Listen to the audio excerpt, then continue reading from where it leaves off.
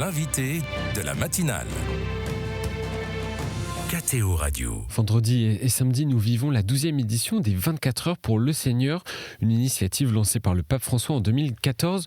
L'objectif ici, inviter les catholiques à célébrer le sacrement de réconciliation. Alors pourquoi un temps particulier pour la miséricorde de Dieu avant le 4e dimanche de Carême?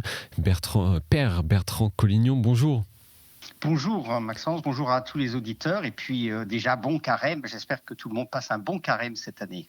Merci. Un carême Père. de l'espérance. Exactement, je vous présente aux auditeurs, vous êtes vicaire général du diocèse de Saint-Denis et nommé missionnaire de la miséricorde en 2016 par le pape François au moment du jubilé de la miséricorde, comme plus de 1000 autres prêtres comme vous partout dans le monde. Ce n'est pas une mission tellement connue, en quoi consiste la mission de missionnaire de la miséricorde ? C'est un peu comme moi j'ai compris ça quand le pape justement nous a envoyés comme missionnaires de la miséricorde en 2016. C'est un petit peu comme les apôtres qui, au soir de la résurrection, rencontrent Jésus, ou plutôt Jésus vient à leur rencontre et leur dit « Recevez l'Esprit Saint, à qui vous remettrez les péchés ». Eh bien, le pape François, je pense, a voulu faire un petit peu la même chose. Il y a dans l'Église, il y a 4 péchés qui sont réservés au pape. Quand il est réservé au pape, c'est la profanation de la sainte réserve, des saintes hosties, de l'Eucharistie, la violence faite au pape, la violation du secret de confession et l'absolution qui serait donnée par un prêtre à un complice dans le cadre du péché du 6e commandement, c'est-à-dire de l'adultère.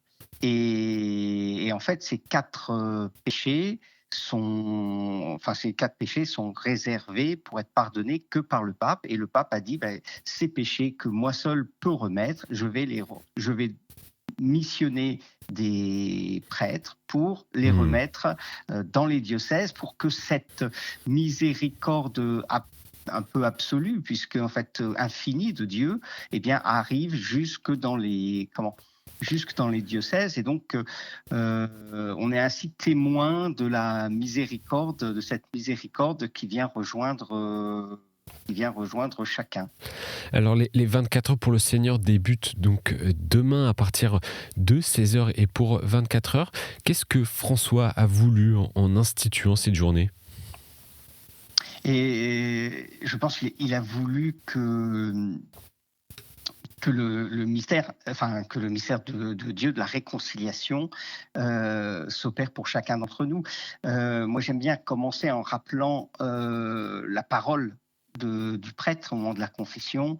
Que Dieu notre Père vous fasse miséricorde par la mort et la résurrection de son Fils. Il a réconcilié le monde avec lui et il a envoyé l'Esprit Saint pour la rémission des péchés. C'est-à-dire que voilà, la mission du Christ, c'est d'envoyer l'Esprit Saint pour remettre les péchés. Il vient pas pour n'importe quoi. C'est vraiment pour remettre les péchés. Ça fait partie. C'est comme ça qu'il nous sauve.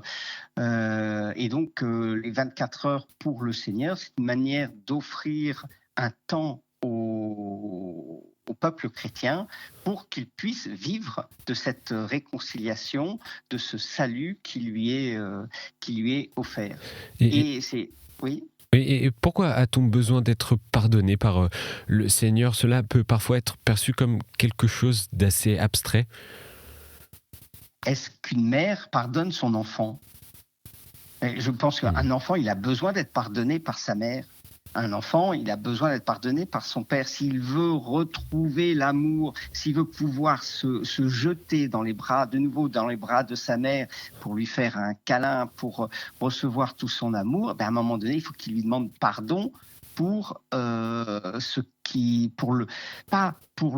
pas une question.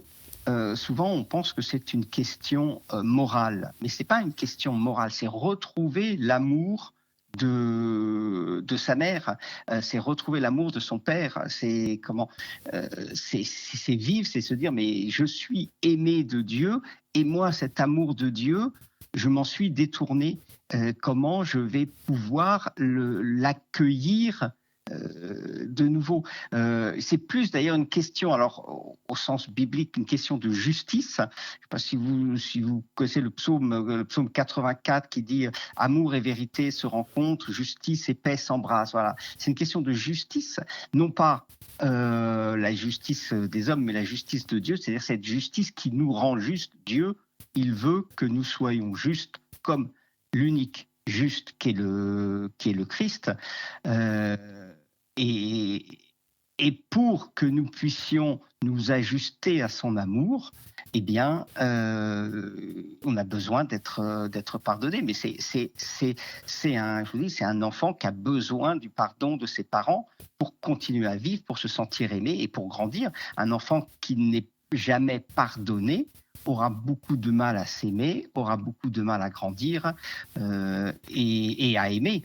Parce qu'en fait, tout ça, c'est une question effectivement d'être aimé et d'aimer. Mais c'est ce que le Christ nous dit, comme je vous ai aimé, aimez-vous les uns les autres. Tu aimeras le Seigneur ton Dieu et ton prochain comme toi-même. Et c'est toujours le même mystère. Et durant ces 24 heures pour le Seigneur, le sacrement de réconciliation est notamment proposé pendant l'adoration eucharistique. Pourquoi ? Eh bien, je pense qu'on peut trouver la réponse, c'est amusant, on peut trouver la réponse dans la dernière encyclique sur le Sacré-Cœur de notre pape. Dilexit Nos.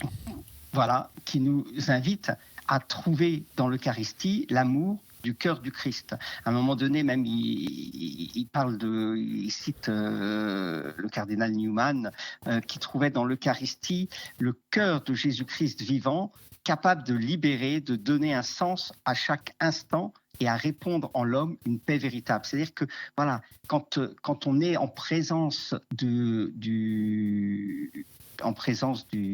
Saint-Sacrement, eh bien, on retrouve cette relation au Christ et donc forcément, on s'abreuve à cette source et la réconciliation. La réconciliation, eh bien, c'est justement aussi retrouver, c'est la même dynamique, c'est retrouver cet amour de Dieu. Pour avoir fait plusieurs fois des temps d'avoir vécu ces 24 heures pour le Seigneur, effectivement, c'est très beau de pouvoir donner le sacrement de réconciliation, d'abord de personnes qui se sont senties nourries de l'Eucharistie et de cette présence eucharistique, et ensuite pouvoir dire aux pénitents, bien, comme pénitence, voilà, retourner prier, retourner vers la source, retourner vers le Christ. C'est-à-dire que la pénitence, c'est quoi ? C'est va faire un câlin à ton père, va faire un câlin à ton frère, va faire un câlin à ta mère. Et y a-t-il un sens particulier à vivre ce temps de réconciliation durant le carême ? Le carême, c'est le temps de retour à Dieu. Et la réconciliation, c'est, voilà, vous l'avez compris, je pense que les auditeurs ont compris, c'est retourner à la source, retourner à l'amour de Dieu. Donc, oui, il y a un sens de se réconcilier, et plus particulièrement ce week-end, parce que, en fait, nous entrons dans le dimanche de la joie. Le dimanche de la joie. Et souvent, quand on pense au carême, on pense aux efforts, aux choses difficiles à faire, et on oublie que le carême, c'est avant tout le temps où je vais retrouver la joie du Seigneur. D'ailleurs, je sais pas, je pense que ça a dû penser, je regardais ça tout à l'heure, vous savez que notre pape François a été élu le 13 mars 2013. Et le dimanche d'avant, c'était le dimanche de la joie, le quatrième dimanche de carême, et comme ce dimanche qui vient. Et je pense, et c'est l'année d'après son élection qu'il a décidé de créer ces 24 heures, enfin de demander au peuple chrétien de vivre ces 24 heures pour le Seigneur.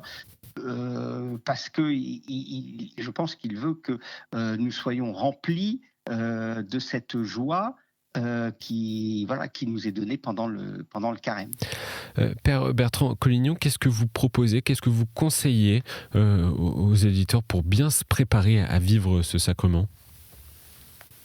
Eh bien, c'est déjà de se nourrir de la parole de Dieu, de prendre le temps, bien sûr, si on est pour les 24 heures du Seigneur, avant de se confesser, de prendre un temps avec le Christ, mais pas oublier la parole de Dieu. Moi, j'aime beaucoup parce que cette parole de Dieu, elle nous dit cette présence de Dieu, la présence du Christ auprès de nous.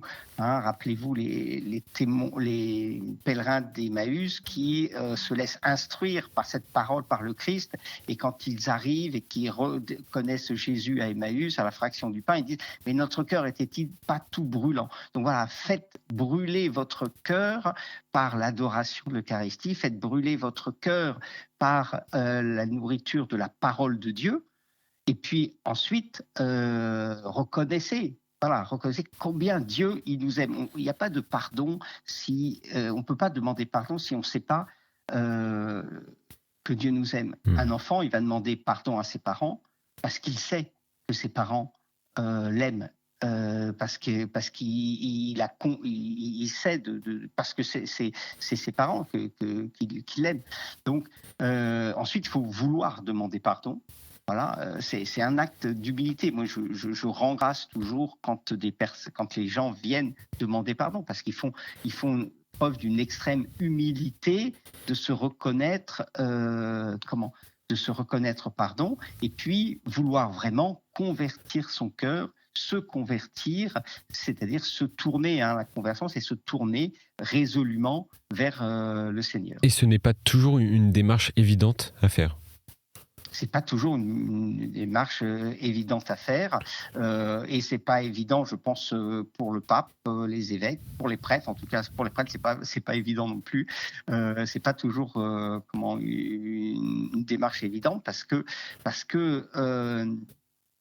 et c'est pour ça qu'il y a ce secret de la confession, puisque c'est un espace où je vais pouvoir ressortir tout ce qu'il y a au fort interne, tout ce qu'il y a de plus profond en moi, et je sais que ça va sortir, mais ça va sortir aux oreilles de Dieu et pas aux oreilles du prêtre. Ça va sortir aux oreilles de Dieu. Et parfois, on a tous fait cette expérience qu'une fois qu'on a dit quelque chose, quand l'enfant il a dit c'est moi à ses parents, c'est moi qui ai fait la faute, c'est moi qui ai cassé le verre. Ça va mieux après, ça y est, le poids du verre cassé, il s'en va.